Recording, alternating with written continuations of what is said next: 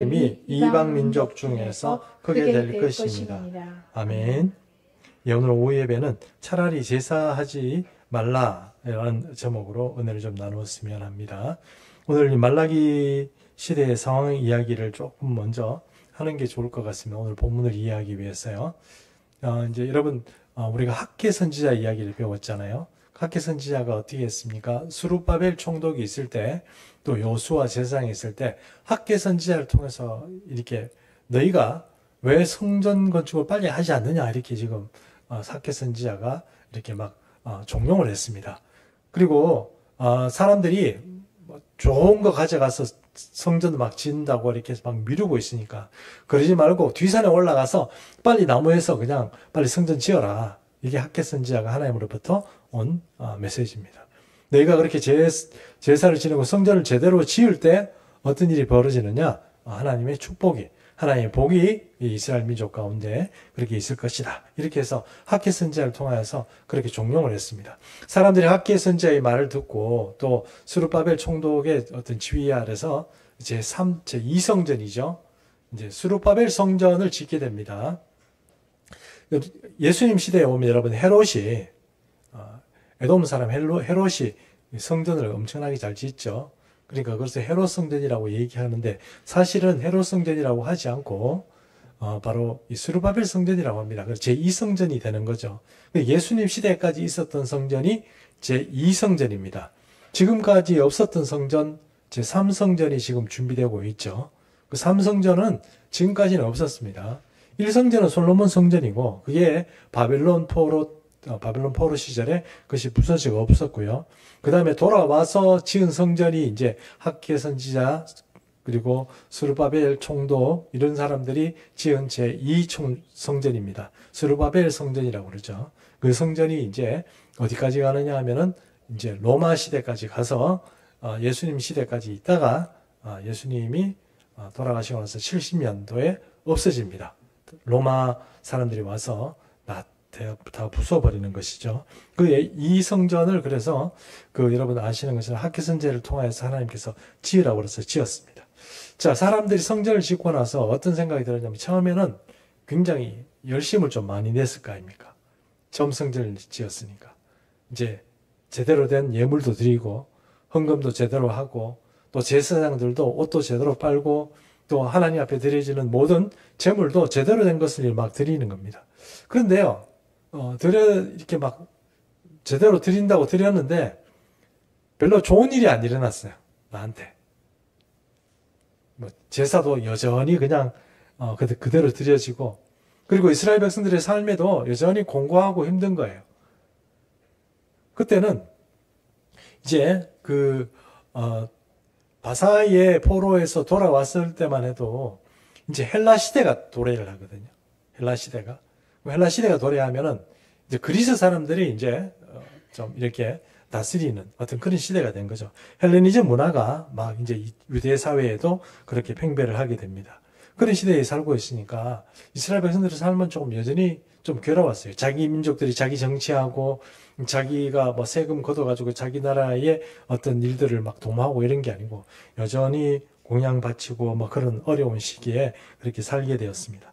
그러니 사람들은 지치고 이러다 보니까 하나님을 믿고 성전도 재건했는데 왜 좋은 일이 일어나지 않을까 그런 어떤 의구심 가운데 사람들이 살아가니까 그런 의구심을 가지고 있으니까 제사를 제대로 드릴 수 있겠습니까? 제사가 점점 더 좀 이상한 방향으로 흘러가기 시작합니다. 성도들 그러니까 이스라엘 백성들도 하나님 앞에 바치는 그 물건들이 뭔가 조금 이제 격이 떨어지기 시작합니다. 그런 시기가 바로 이 말라기 시대다 이렇게 이제 우리가 생각할 수 있는 것입니다. 말라기 시대가 되었을 때 이제 사람들이 어떻게 하느냐 하면은 이제 여기 성경에 나와 있는 것처럼 눈이 조금 이상한 거. 성경에 보면 눈 이상한 짐승을 제사 지내면 됩니까 안 됩니까? 왜 그렇습니까? 어차피 잡아가지고 고기 해가지고 좀 태울 건데 뭐 그래 그거 눈 먼 게 뭐 어땠어요? 누가 받으시니까 그래요? 하나님 받으시니까. 그리고 성경에서 보면 눈먼 것, 저는 것, 맞죠? 저는 것은 좀 다리가 이상해진 거죠. 그거 하나님께 드리면 됩니까? 안 됩니까? 안 되죠.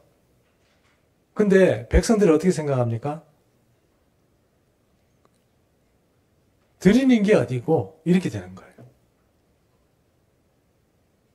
이 어려운 상황, 삶에서 드리는 게 어딘데 막 받아라 이렇게 되는 거예요. 이해하시죠? 우리 헌금을 만약에 한다고 합시다. 만약에 내가 한 달에 수입이 100만 원이에요. 그 11조에 얼마 드려야 됩니까? 10만 원이죠. 근데 내 11조로 3만 원만 딱 드려요. 딱 드리고 11조 3만 원 딱 드리고 어떻게 생각해요? 11조를 드렸다고 생각하는 거죠. 드렸잖아요. 11조 온전하게 드려야지 그 3만 원 드리면 어떻게 해? 이렇게 누가 옆에서 얘기한다. 그럼 나는 어떻게 해요? 이 각박한 사람한테 드리는 게 어딘데 이렇게 얘기하는 거예요. 뭐 11조만 얘기하는 게 아니고 여러 가지 어떤 삶의 어떤 모든 게 하나님께 드려지는 것이 처음에는 열심히 있고 순수하고 막 열정적이고 눈물 나고 감동적으로 이렇게 드렸는데 어느 시기가 지나니까 이 사람이 이 감정선이 이제 조금 이렇게 뭐라고 할까 무뎌졌다고 할까요? 그렇게 되는 것이죠. 처음에 결혼할 때는 막 중리사니 막 이러다가 한 1년만 지나면 어떻게 됩니까? 권력투쟁을 벌여가지고 서로 헤게몬을 잡으려고 막 막 이렇게 하다가 또 애가 생겨가 정신없이 또 살다가 애 키우는 문제 가지고 또 막 싸우고 뭐 이렇게 하고 뭐 이렇게 하고 이렇게 되는 것 어떤 그런 그저것처럼 우리도 하나님을 섬기는 일에 진짜 인간이 쉽게 지치는 것 같아요. 열심을 좀 내가지고 이렇게 순수하게 하고 이럴 때면 하나님 아이고 잘했구나 계속 칭찬해주고 계속 복 주고 막 그렇게 하면 좋은데 내가 드리는 거에 비해서 하나님은 나에 대해서 너무 인색하다는 생각이 들 때가 있어요. 왜 기도하면 좀 잘 들어주고 이럴 때는 기도 잘 안 들어주고 응답도 안 해주고 꼭 기도를 열심히 해야 되나? 뭐 적당히 뭐 해야 되고 시간도 좀 열심히 해야 되나? 조금 적당히 좀 우리 다 바쁜데 먹고 살기 힘든데 뭐 적당히 좀 하면 어땠나? 이런 생각을 하고 하는 거예요. 자 그러면 성도들이 만약에 그렇다고 하면 제사장들이 어떻게 해야 돼요? 제사장들은 성도 눈치 보고 그래 이렇게 해야 됩니까? 아니면 지적질 해야 됩니까? 지적질 해야죠. 사실 성경적으로 보면 안 그렇습니까? 이 저는 거 이렇게 드리면 안 돼요. 좀 온전한 거 가져오세요. 이 하나님한테 드린 거 이런 식으로 드려도 돼요. 막 이런 식으로 지적질을 해야 되잖아요. 안 그렇습니까? 여러분 성도라고 성도 편 드는 거예요 지금. 제사장들이 지적질을 해야 돼요. 그러면 안 돼요. 근데 여러분 아까 말한 것처럼 성도들이 이거 야 내가 가져오는데 너무 힘들었어 지금 너무 내가 먹고 살기 힘들어 이거라도 좀 받아 이렇게 하면 이거 좋다 그러면 만약에 이거 안 받아주면 앞으로 내 안 가져온대 앞으로 내 이제 양 제사 안 드려 이렇게 돼버리면 어떻게 돼요? 제사장들이 먹을 양식이 없어지는 겁니다. 그러니 어떻게 해야 돼요? 제사장들은 통과 이해하시죠? 통과 이렇게 되는 거예요. 자 이제 하나님께 제사 드리는 건데 제사장들은 자기 먹을 것을 위해서 눈 감고 또 이 성도들은 자기의 어떤 행편에 따라서 그냥 저기 예물을 그렇게 드리고 제사는 굴러가요. 예배는 굴러가요. 근데 그 내용상 보면 어떤 일이 벌어져요? 하나님께서 원하시고 하나님께서 정한 대로 굴러가는 것이 아니고 다른 방향으로 굴러가는 겁니다.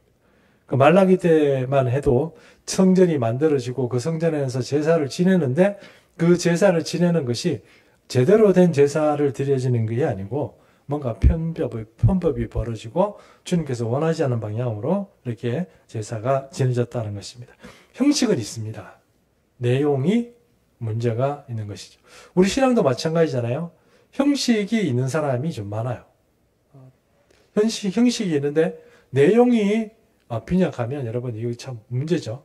사실은 내용이 풍성하고 형식은 조금 덜 해도 됩니다.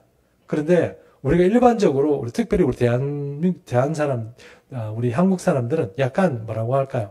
체면 문화가 있다 보니까 뭐 어떤 게 있냐면은 형식은 대단한데 사실 그 내용을 보면 사실 별거 없는 그런 어떤 신앙인들이 많이 있다는 것입니다. 그 이스라엘이 지금 어떤 상황에 들어가 있느냐, 이런 상황이 들어가 있다는 거예요. 여러분 보시면 알겠지만, 성경적으로 보면, 왕이 세 명이 종교 개혁에 있어서는 아주 중요한 인물입니다. 첫 번째 다윗이죠. 다윗은 자기가 성전을 지으려고 했는데 하나님께서 짓지 마라 그래가지고 그 자기 열심을 다해가지고 아들 솔로몬이 성전을 지을 수 있도록 모든 것을 자기가 다 구비해뒀습니다. 그 다윗은 그런 열심이 있었어요. 그래서 성전을 만들진 않았지만 다윗이 제사장 제도도 만들죠. 우리가 흔히 지금도 그게 이제 운행이 됩니다만 24반차라는 거 있잖아요. 24반차라는 것이 누구 시대부터 시작이 됐냐면은 다윗 시대부터 시작이 됐습니다. 제사장을 운영하고 제사장이 시스템으로 돌아가는 이 모든 것들이 사실은 다윗이 다 만들어 둔 거예요.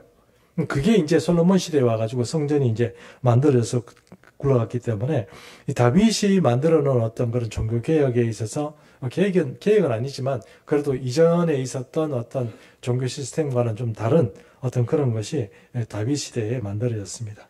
또 한 사람이 얘기를 하면 히스기야입니다.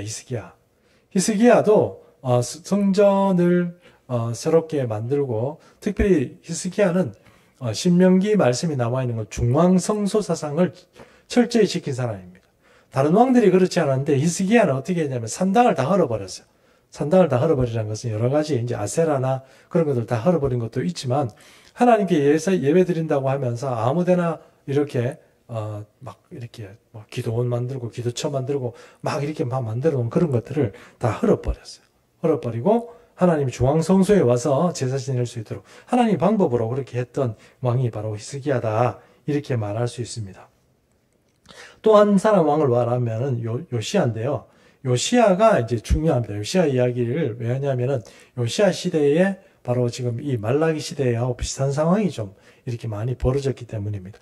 요시야 왕 때는 어떤 시대냐면은 성전에 하나님께 예배를 드리기도 하지만 또 바알이나 아세라에게도 예배를 드리는 거예요. 지금 약간 일본 스타일이 비슷한 거죠. 일본은요, 교회를 다니는 사람도 제가 들어보니까 교회를 다니면서도 집으로 가면서 어떻게 신사에 들러가지고 절하고 간다 그러더라고요. 절하고 간다. 그래가지고 또 이렇게 그런 사람들이 많이 있다고 그러더라고요. 그러니까 일본은 참 그게 믿기 힘들겠다는 생각이 듭니다. 그런 거를 이제 우리가 전문 용어로 얘기하면 혼합주의 신앙이라고 그러거든요. 요시야 시대에 혼합주의 신앙이었어요. 그런데 요시야가 8살에 왕이 됩니다. 왕이 되고 나서 보니까 내가 좀 하나님을 좀 잘 섬겨야 되겠다 이런 생각이 좀 들었어요. 요시야 왕.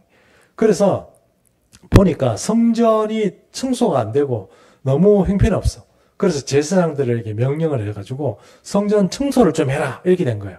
그래가지고 성전 청소를 하면서 수리를 하고 문도 좀 새로 달고 막 이렇게 하다 보니까 헌금함이 발견이 됐어요. 헌금함이. 그래서 헌금함을 이제 안에 뭐 있는가 싶어서 이제 열어가지고 제사장들이 열어가지고 보니까 여러 가지 잡동사니가 들어있는데 그 중에 맨 마지막에 바닥에 보니까 토라가 하나 툭 나온 거예요. 그 토라가 우리가 이제 학자들 얘기로는 신명기라고 생각합니다.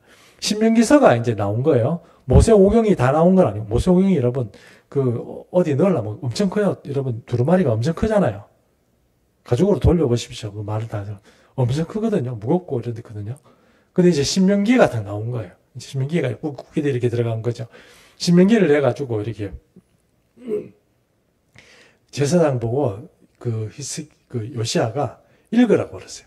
제사장이 읽었습니다. 읽으니까 요시야가 그 얘기를 듣고 회개를 하는 거예요. 옷을 찢고.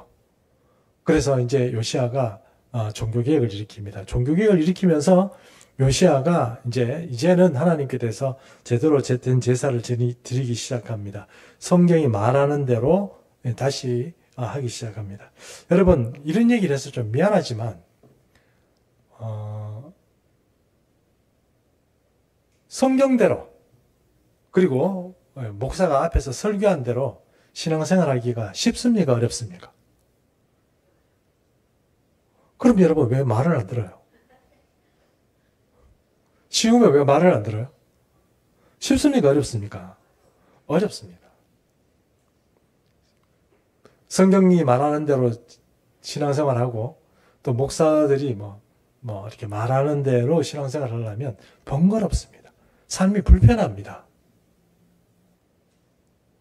그대로 살려고 그러면 불편해요. 불편하고 번거롭고 뭔가 그게 그렇다고 해서 내한테 좋아질 게 뭔데 이렇게 반문해 볼 수 있는 그런 일들이 벌어져. 꼭 그렇게 신앙생활 해야 돼?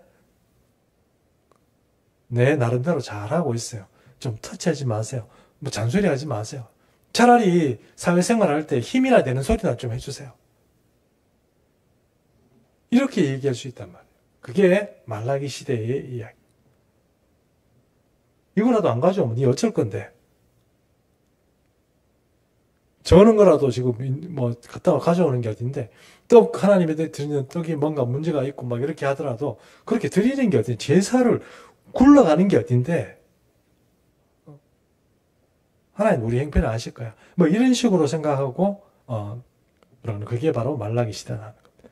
요시야가 바로 종교개혁을 일으키고, 하나님 말씀대로 자기 스스로부터 회개하고, 새로운 어떤 그 길들을 걸었던 것처럼, 사실, 하나님이 복 주시는 성전, 그리고 그 모든 어떤 제사들은 하나님의 뜻대로, 방법대로 하는 겁니다. 그게 순종이에요.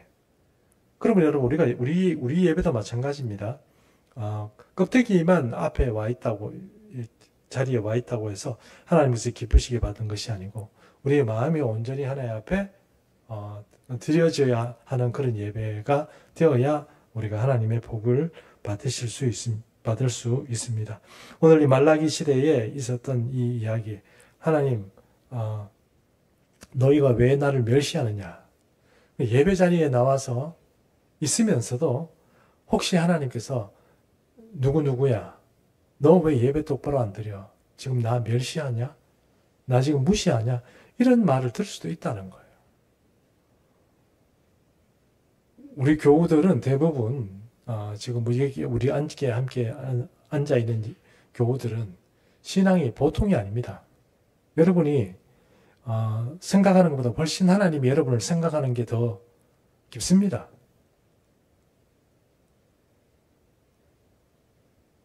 사실 좀 신앙의 뜨내기 신앙 이런 분들은 사실은 조금 표현을 정말 죄송합니다만 그 자신들은 대단하다고 생각할지 모르지만 제가 볼 때는 행편없는 사람들은 다 바람 불고 이러면 다 날아갑니다.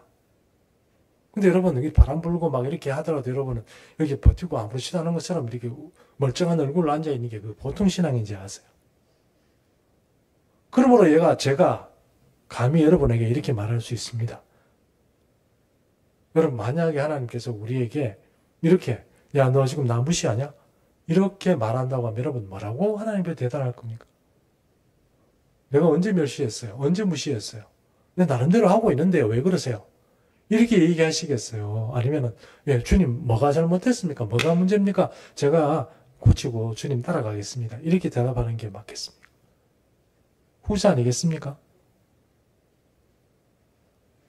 그럼 여러분, 사랑하는 우리 예수님 중순교 여러분, 여러분의 신앙이 저는 잘못되었다고 이렇게 말하는 게 아닙니다. 여러분이 다른 교우들이나 다른 사람들에 비해서 신앙이 처진다고 생각하지 않습니다. 저는 솔직히 말하면 여러분들에 대해서 하나님께서 특별한 마음을 가지고 계시고 여러분을 보존하고 여기서 이 자리에 앉혀놓았다고 생각합니다. 어려운 일이 있을 때도 여러분 휩쓸려가지 않고 하는 것은 여러분 저도 눈이 있고 저도 귀가 있고 이런데 이렇게 지켜보면서 이 사람들이 진짜구나 하는 생각이 안 들었겠습니까? 하나님도 나는 여러분들이 그렇다고 생각합니다. 그러므로 여러분 하나님께서 우리에게 섭섭한 것이 있을 수 있잖아요.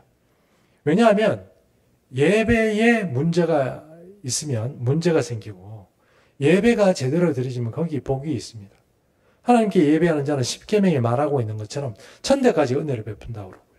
하나님을 무시한 사람은 3대에 걸쳐서 저주를 내린다. 주님께서 이렇게 말씀하시잖아요.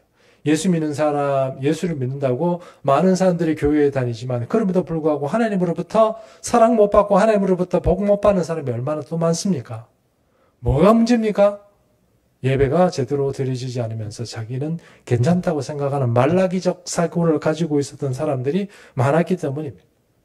그러므로 사랑하는 성도 여러분, 이 마지막에 우리는 어쨌거나 우리의 마음을 주님 앞에 정결하게 하고 이제 제대로 된 어떤 예배자로서 하나님 앞에 나아가는 그런 큰 은혜가 우리 모든 교우들 가운데 있기를 축복합니다.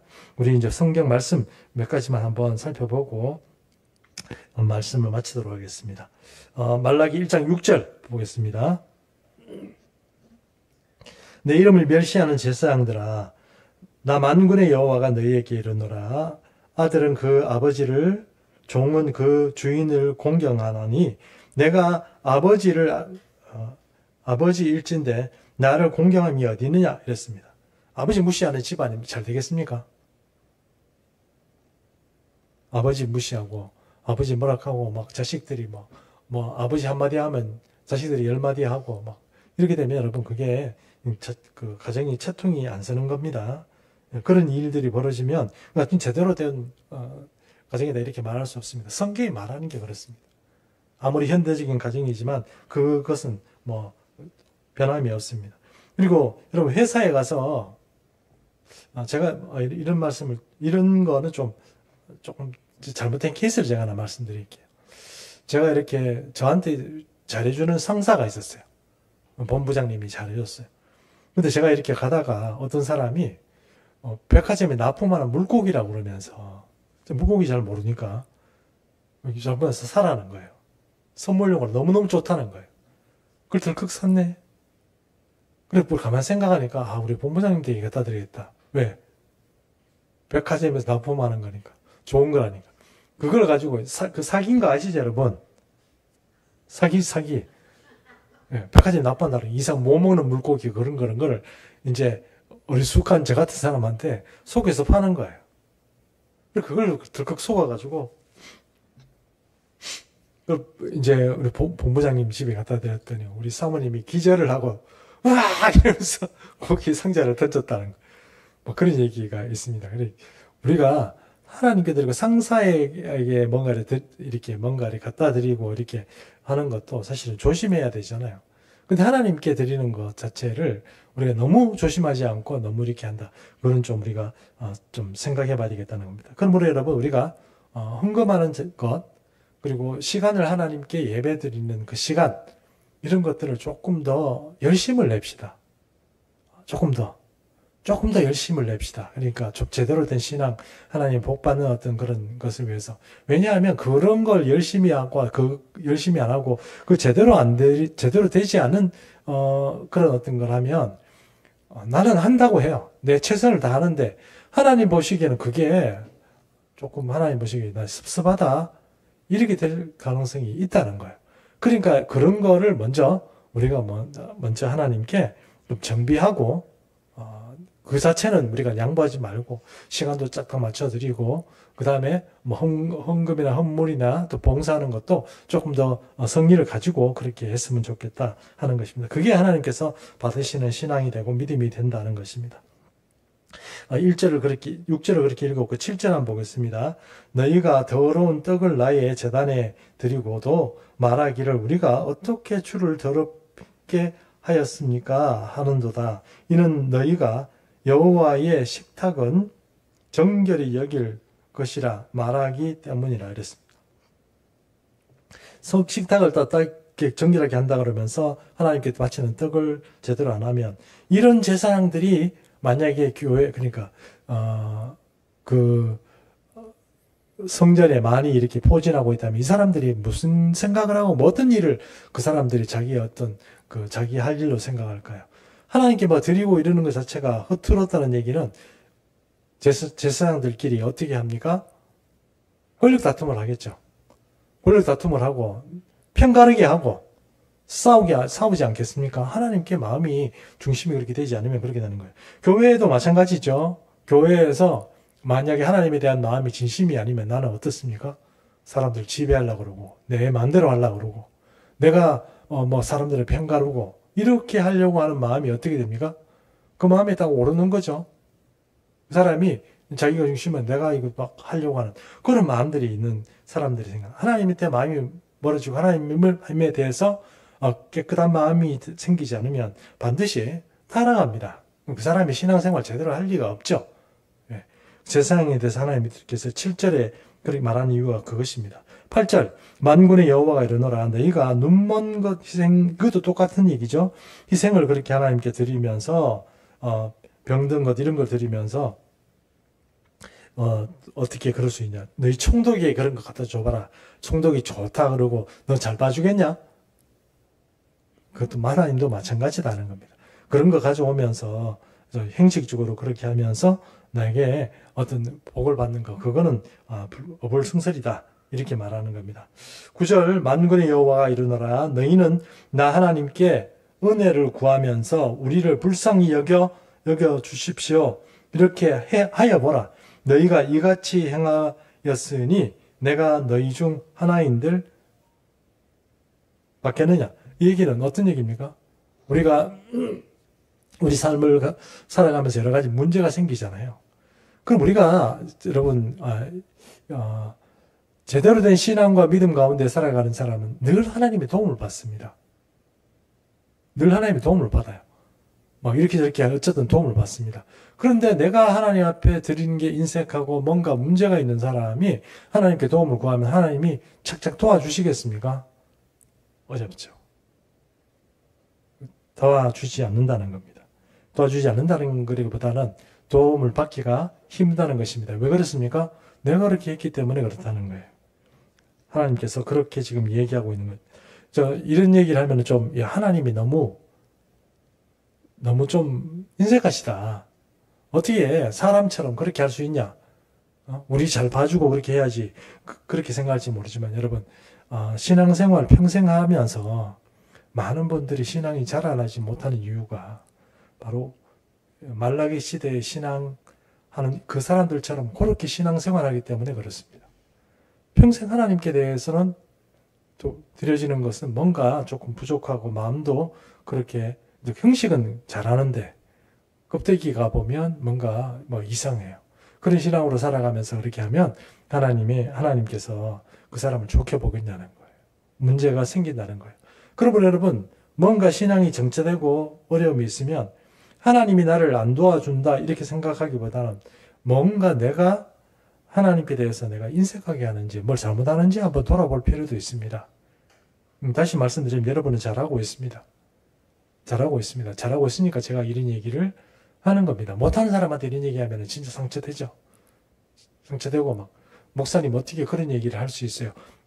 상처받았어요. 다시는 교회 안 해요. 이렇게 말할 수도 있지만 저는 여러분들이 충분히 잘하는 사람들이기 때문에 제사장들에게 책망을 하는 것처럼 여러분을 바르게 세우는 것처럼 그렇게 하나님께서 말씀을 주시면 그것을 받고 제대로 하게 되면 하나님께서 복 주시긴다는 것을 알고 있기 때문에 이런 말씀을 드린다는 것입니다. 자, 그래서 이제 이런 얘기를 다 지나서 11절 말씀을 우리가 마지막으로 한번 보겠습니다. 11절 말씀은 중요한 말씀이기 때문에 같이 우리 한번 읽습니다. 시작. 만군의 여호와가 이르노라.